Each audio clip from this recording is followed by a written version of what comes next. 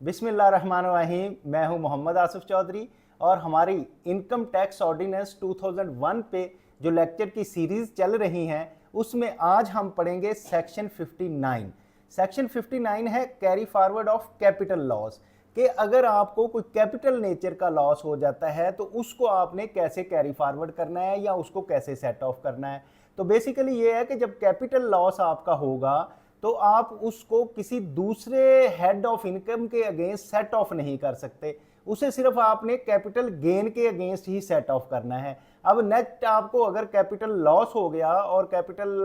Gain में adjust करने के बाद कुछ बच गया है तो फिर उसको आप नेक्स्ट ईयर में कैरी फॉरवर्ड कर सकते हैं। तो उसे भी ऐसे ही नेक्स्ट ईयर में कैपिटल गेन के अगेंस्ट ही उसको सेट ऑफ करेंगे और वो आपका कैरी फॉरवर्ड होता जाएगा अप टिल 6 ईयर तक। उसको आप बाकी लॉसेस की तरह इसको भी 6 ईयर तक आप एडजस्ट कर सकते हैं। और फिर एडजस्ट करने में अगर और लॉस आ रहा है, ज़्यादा मिल रहा है, तो फिर आप पहले साल का पहले करेंगे और दूसरे अगले का जो है ना वो बाद में आके सेट ऑफ करेंगे। तो ये है कैपिटल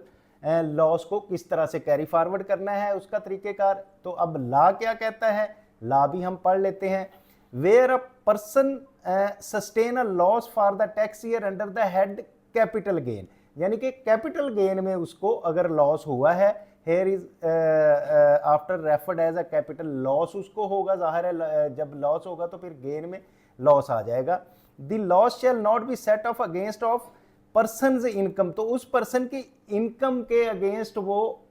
एडजस्टेबल नहीं होगा या सेट ऑफ नहीं होगा। If any chargeable under the any other heads of income होगा, but shall be carry forward to the next year, तो उसको आप अगले साल में कैरी फॉरवर्ड कर लेंगे। अगेंस्ट कैपिटल गेन ही वो एडजस्ट होगा and set off against the capital gain if any chargeable under the head capital gain for the year, के उसमें अगर कोई कैपिटल गेन आता है तो उसके अगेंस्ट एडजस्ट होगा, जो बात मैंने आपको बताई थी।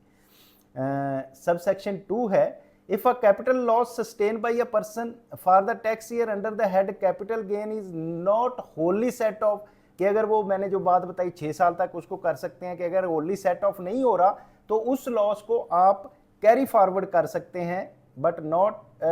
More than 6 year. 6 ईयर तक वो कैरी फॉरवर्ड हो जाएगा immediately succeeding for the which the loss was first computed, के जिस में पहले हुआ लॉस उसके 6 ईयर तक होगा।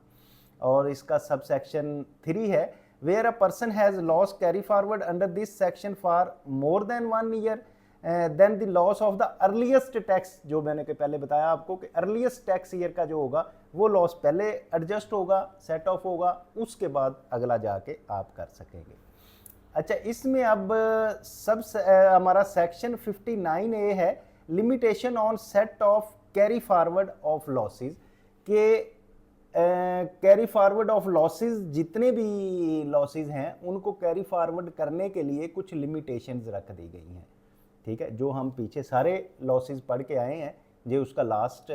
सेक्शन है, तो इसमें बताया जाएगा कि किन किन को आप क्या क्या लिमिटेशन है, अगर वो अवेलेबल होंगी तो देन आप उसको एडजस्ट कर सकेंगे। उसमें क्लास 3 है, in case association of person any loss shall be set off or carried forward and set off only against the income of association, कि अगर लॉस एसोसिएशन ऑफ पर्सनस में हुआ है, एसोसिएशन में है, तो उसको सेट ऑफ कहाँ कर सकते हैं, सिर्फ एसोसिएशन के प्रॉफिट के अगेंस्ट ही उसको सेट ऑफ कर सकते हैं। एक बात ये है। सब सेक्शन 4 है, नथिंग कंटेन इन सेक्शन 56, 57, 58 और 59 शैल इंटेल, कि अगर वो पिछले में जो हुआ है उसके अलावा बात ये कर रहे हैं कि अगर कोई मेंबर ऑफ एसोसिएशन है और मेंबर ऑफ एसोसिएशन अपना सेट ऑफ करना चाहता है लॉस जो सस्टेन हुआ but such association of person की वजह से, जाहिर है जब एसोसिएशन ऑफ पर्सन की वजह से उसे लॉस हुआ तो वो उसकी इनकम में, इंडिविजुअल की इनकम में आ जाएगा ना, कि उसमें लॉस हो गया उसको, तो वो अपना लॉस जो है एसोसिएशन की वजह से हुआ, इसके पास उसका शेयर आ गया, तो वो लॉस जो है वो अपनी इनकम के अगेंस्ट सेट ऑफ कर सकता है, as the case may be or have carry forward or set off against his income, तो अपनी इनकम के अगेंस्ट वो एसोसिएशन ऑफ पर्सन का जो लॉस इसके हिस्से में आया है उसको उसमें सेट ऑफ कर सकता है। इसी तरह any person who has succeeded in such capacity as other person carry मतलब जो खुदा न खास्ता किसी की डेथ हो गई और उसका लॉस चल रहा है, तो जिस तरह प्रॉफिट आगे इनहेरिटेंस में जाता है, इस तरह जो अगर बंदा कोई मर गया है तो उसका जो लॉस है वो लॉस भी उससे के जो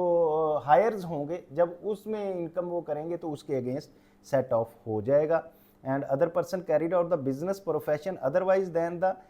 inheritance to carry forward set off against his income or loss sustained by such other person, के जिसके पास जाएगा उसका वो इनकम में सेट ऑफ हो जाएगा। इसी तरह सब सेक्शन 5 है, subject to sub section 4 of section 57, sub section 12 and section 22 of sub section 6 where computing the taxable income, हम जहाँ कंप्यूट कर रहे हैं for any tax year full effect cannot be given a loss relating to deduction under section 22 में जैसे कि depreciation है, 23 में इनिशियल अलाउंस है, 24 में अमाउंटाइजेशन वगैरह है। तो owing to there being no profit gain chargeable that tax year shall be profit or gain as mentioned in subsection 4 and section 57, कि इसमें अगर वो प्रॉफिट नहीं हो रहा तो इनका जो लॉस होता है वो हम फुल नहीं उसको एडजस्ट कर सकेंगे, बल्कि क्या करेंगे, loss part of the loss को एडजस्ट करेंगे in case such against the set 50%, यानी कि ये इनका जो लॉस है या डेप्रिसिएशन इनके अगेंस्ट अलाउंसेस जो है ना, अगर लॉस हो रहा है तो फिर 50% को एडजस्ट करेंगे, 100% को नहीं करेंगे, of the person income chargeable under the head income from business for the following year for there no income from business, जहाँ के बिजनेस में से इनकम नहीं आ रही तो उस साल में उसका जो है 50% जो डेप्रिसिएशन और ये सेक्शन में अमाउंटाइजेशन है इनका एडजस्टेबल होगी, chargeable under the head income for the next following year soon succeeding year, पिछले साल से अगले साल में। अब आया है सब सेक्शन 6 है, जिसमें where under sub section 5 deduction is also भी कैरी फॉरवर्ड, के डिडक्शन को हम आगे कैरी फॉरवर्ड कर रहे हैं। Effect shall first be given for the provision of section 56, सबसे पहले सेक्शन 56 प्रोविजन का इफेक्ट दिया जाएगा and sub section 2 of the section 58 then फिर जो है उसका दिया जाएगा। सब सेक्शन 7 है जो लिमिटेशंस के सेक्शन है उनमें से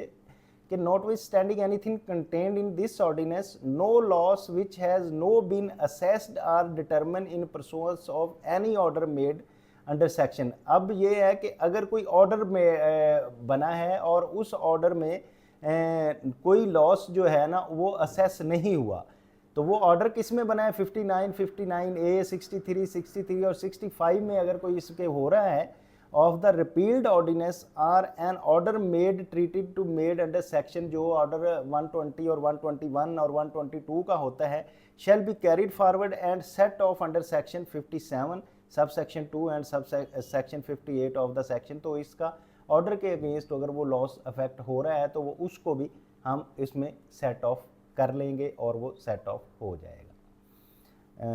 अब जो है ग्रुप, ये बड़ा आगे इंपॉर्टेंट एक सेक्शन आ रहा है, सेक्शन है 59AA ग्रुप टैक्सेशन के। ग्रुप टैक्सेशन क्या होता है कि एक ग्रुप ऑफ कंपनीज होती है, ग्रुप ऑफ कंपनीज में एक होल्डिंग कंपनी है और आगे उसकी सब्सिडरी कंपनीज हैं जो उसके जिसमें more than 55% share holding companies के पास होता है। तो अब क्या होता है कि ये कंपनीज, ग्रुप ऑफ कंपनी जो है ये एक अपना फिजिकल सेटअप कर लेते हैं कि टैक्सेशन हम एक ग्रुप में देना चाहते हैं। तो अब वो अगर सब्सिडरी का लॉस है तो उसको सेट ऑफ कर देंगे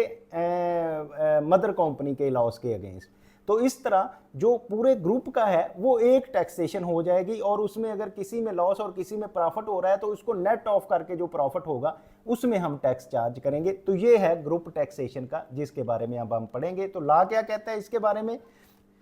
लॉ कहता है holding company and subsidiary company of 100% own group, जिसमें 100% ओन ग्रुप होगा, may opt the tax as a one physical unit. तो उसको जो 100% ग्रुप है एक का तो उसको वो 1 यूनिट कंसीडर कर सकते हैं। In such case besides the consolidated group accounts and required under the companies act 2017, तो उसको कंसोलिडेटेड अकाउंट्स बनेंगे जो ICMA में हम बनाते होते थे, सीखते थे भी और उनकी बनते भी हैं। तो वो कंसोलिडेटेड जो अकाउंट बनेंगे जो कि कंपनीज ऑर्डिनेंस 2017 के तहत हैं उसके मुताबिक, और computation of income and tax payable shall be made for the tax purposes. तो टैक्स पर्पसेस के लिए हम वो कंसोलिडेट बनाते हैं, पूरे ग्रुप का एक ही अकाउंट बनाते हैं, ठीक है। तो उसमें अब किसी को लॉस आ रहा है, किसी को बेनिफिट आ रहा है, तो टोटल जो प्रॉफिट है नेट ऑफ हो जाएगा। लॉस अगर है तो लॉस नेट ऑफ हो जाएगा, प्रॉफिट है तो प्रॉफिट नेट ऑफ हो जाएगा। तो सब सेक्शन 2 इसका क्या कहता है, companies in the group shall give irrecoverable option for taxation under this sector as physical unit. तो उसमें इररिवोकेबल जो होगा ऑप्शन उसका पूरे ग्रुप में क्या होगा कि अगर सपोज ये पूरा एक फिजिकल यूनिट होगा, उस पूरे के लिए ये चीज़ें होंगी। और इसी तरह the group taxation shall be restricted to the companies locally incorporated under companies ordinance 2017 के तहत जो लोकली कंपनीज होंगी ये सिर्फ उन तक रिस्ट्रिक्ट होगा। अगर कोई फॉरेन कंपनी है और इस ग्रुप का हिस्सा है तो उस तक ये नहीं होगा, उसका लॉस या उसका ये वो इसमें एडजस्ट नहीं होगा। ये भी ज़हन में आपने रखना है।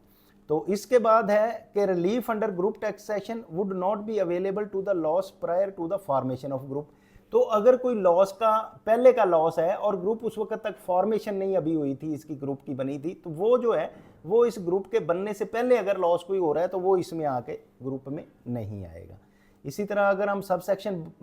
5 की बात करते हैं, the option of group taxation shall be available to those group of companies which comply with such corporate governance requirement. Corporate governance जो है, मेरा पीएचडी का ये की वर्ड भी था और मेरे इसके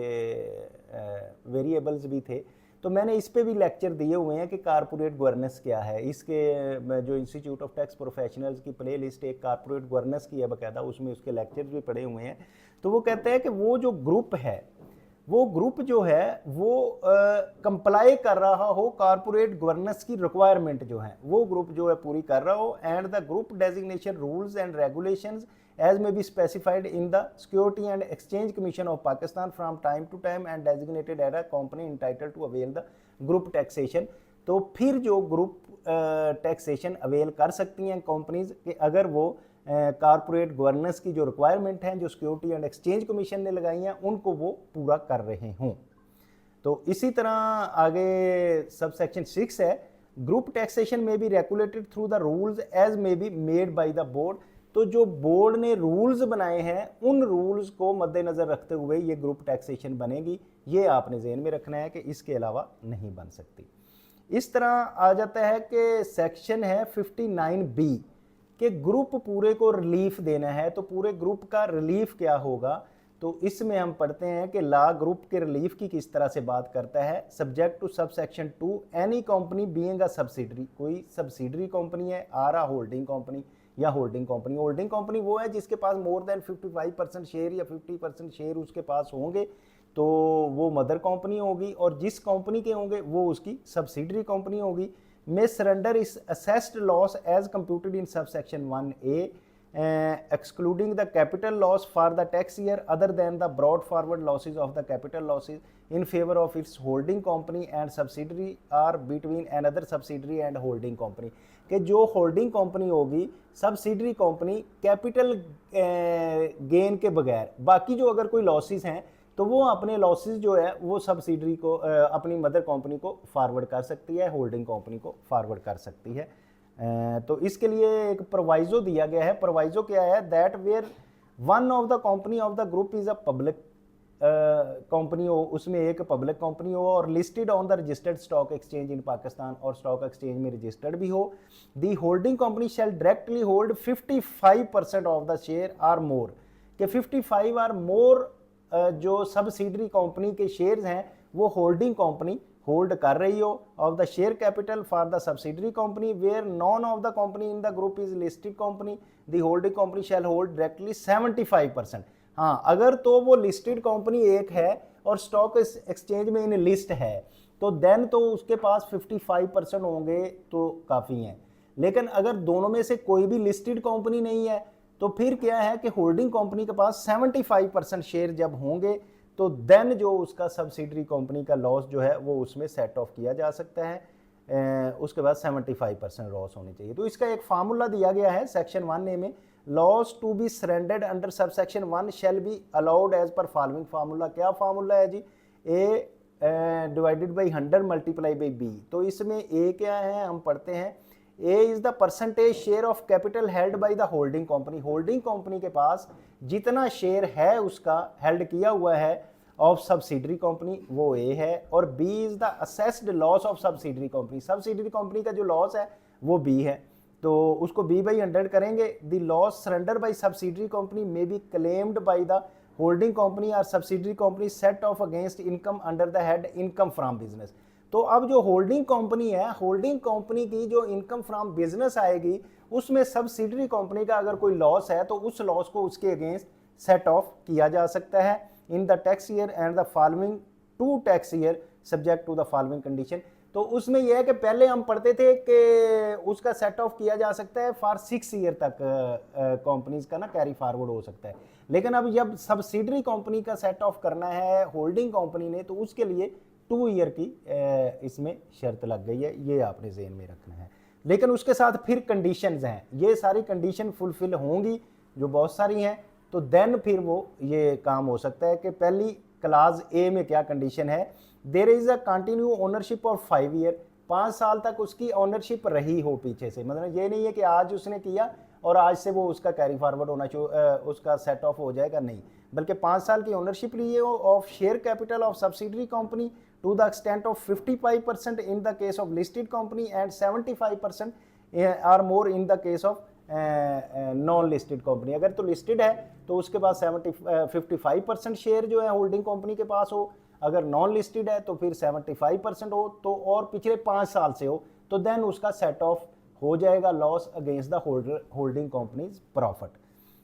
क्लास बी है company within the group engage in the business of trading shall not be entitled for availing the group relief. हाँ, अगर वो कंपनी ट्रेडिंग में सिर्फ कर रही है, ट्रेडिंग का काम कर रही है, तो फिर उसका जो लॉस है वो सेट ऑफ नहीं होगा। इसी तरह holding company being a private limited company with 75% of ownership of the share capital get itself listed within 3 year from which the year is loss claimed, तो उसके 3 साल के अंदर उसको अपना लिस्ट करवाना होगा, जो इनलिस्ट करवाना होगा, जो कि 55% अगर उसके पास शेयर है। इसी तरह group of company or locally incorporated company under the companies act 2017, जो कंपनीज फॉरेन कंपनी होगी उनको इसमें एडजस्टमेंट नहीं मिलेगी, लेकिन लोकल कंपनी जो होगी और वो कंपनीज एक्ट 2017 के तहत रजिस्टर्ड होंगी उनको सिर्फ ये रिलीफ मिलेगा। इसी तरह loss surrender and loss claim under the section shall have approval of the board of directors of the requisite company, तो जो कंपनी के बोर्ड ऑफ डायरेक्टर्स हैं वो उस लॉस की अप्रूवल उन्होंने दी हो तो फिर ये सेट ऑफ हो सकता है। इसी तरह subsidiary company contain the same business during the same period of 3 year, तो पिछले 3 साल में उसका पीरियड सेम बिजनेस होना चाहिए सब्सिडरी कंपनी का। और क्लास जी है all the company in the group shall comply with the corporate governance requirement. ये जो कारपोरेट गवर्नेंस रिक्वायरमेंट का मैंने पहले भी बताया है कि कारपोरेट गवर्नेंस रिक्वायरमेंट जो है वो पूरी कर रही हो कंपनीज, तो देन उनको ये मिलेगा रिलीफ। और फिर वो कारपोरेट गवर्नेंस भी कैसे, जो security and exchange commission of Pakistan जो है वो टाइम टू टाइम उसमें चेंज करता रहता है और कंपनीज को डेजिग्नेट और अवेल ग्रुप का करता बताता है, तो उसको ये अवेल कर रही हूँ। क्लास एच है एनी अदर कंडीशन एज में बी प्रेस्क्राइब्ड, अगर कोई और कंडीशन है तो वो भी अगर लॉ में बताई गई है तो इसके मुताबिक होगा। इस तरह अगर हम बात करें सब सेक्शन 3 की, subsidiary company shall not be allowed to surrender is assessed loss or set off against the income of the holding company for more than 3 year, तो वो सब्सिडरी कंपनी का मोर देन 3 ईयर जो है वो लॉस सरेंडर नहीं हो सकेगा, आगे कैरी फॉरवर्ड नहीं हो सकेगा। सब सेक्शन 4 है इसका, where a loss surrender by a subsidiary company are not adjusted in the income of holding company in the set 3 tax year, the subsidiary company shall carry forward unadjusted loss according to section 57। जैसे कि हमने section 57 में carry forward of loss की बात की है, तो अगर तो सब्सिडरी कंपनी का एडजस्ट नहीं होता होल्डिंग कंपनी में, तो देन सब्सिडरी कंपनी जो है वो अपना 3 साल के बाद आगे उसको कैरी फॉरवर्ड कर सकती है। If there has been any disposal of share by the holding company, कोई शेयर डिस्पोज ऑफ कर देती है during the offer set period of 5 year, bringing the ownership of holding company less than 55% of and 75%, यानी कि 55% for listed company और 75% non listed company के, उसमें से होल्डिंग कंपनी कुछ शेयर सेल कर देती है और उसकी ये परसेंटेज मेंटेन नहीं रहती, तो देन क्या होगा, एज द केस में be the holding company shall in the year dispose of offer the amount of profit which tax has not been due set of